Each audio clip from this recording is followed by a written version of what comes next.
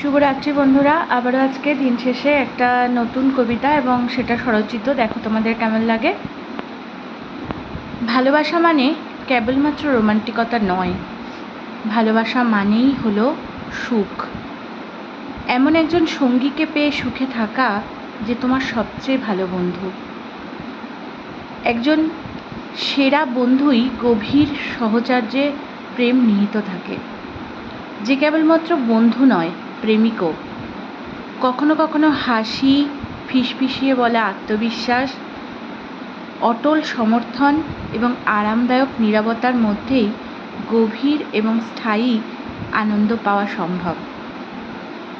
এটা এমন প্রেম যা শুধুমাত্র আবেগের উপর নির্ভরশীল নয়, পারস্পরিক শ্রদ্ধায়, বোঝাপড়ায় এবং দৈনন্দিন জীবনের ঊর্ধ্বে থাকা বন্ধনের ভিত্তির ওপর নির্মিত।